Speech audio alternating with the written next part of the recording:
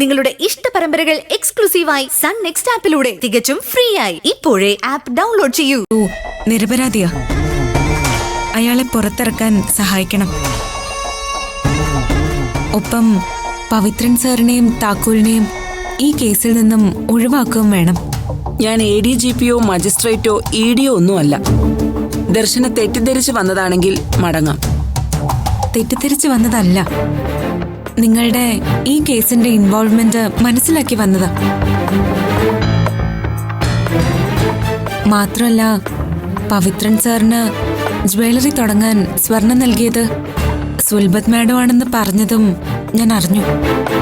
അപ്പോൾ കാര്യങ്ങളൊക്കെ വിശദമായിട്ട് അറിഞ്ഞിട്ടുള്ള വരവാണ്. സുൽബത്ത് ചെയ്യുന്നത് സേവനമല്ല. അങ്ങനെ തെറ്റിദ്ധരിച്ചു പോയിട്ടുണ്ടെങ്കിൽ അതാദ്യം തിരുത്തണം. ജോലിക്ക് തക്ക പ്രതിഫലം കിട്ടണം.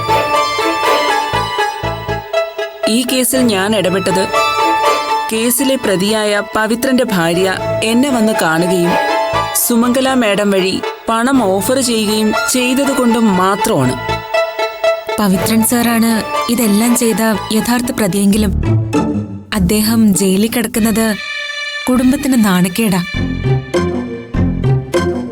അതുകൊണ്ടാ നിരപരാധിയായ താക്കോലിനെ പുറത്തിറക്കുന്നതിനോടൊപ്പം പവിത്രൻ സാറിനെയും ഈ കേസിൽ നിന്നും ഒഴിവാക്കണമെന്ന് ഞാൻ അഭ്യർത്ഥിച്ചത്.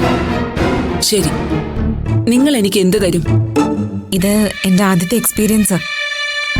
ജീവിതത്തിൽ ഇന്ന് വരെ കൈക്കൂലി കൊടുത്തും പ്രലോഭിപ്പിച്ചും ഞാൻ ഒന്നും നേടിയിട്ടില്ല. ഒരർത്ഥത്തിൽ പറഞ്ഞ കൈക്കൂലി കൊടുത്ത് കാര്യസാധ്യം നടത്തുന്നത് മഹാപാപമാണെന്ന് പഠിപ്പിച്ച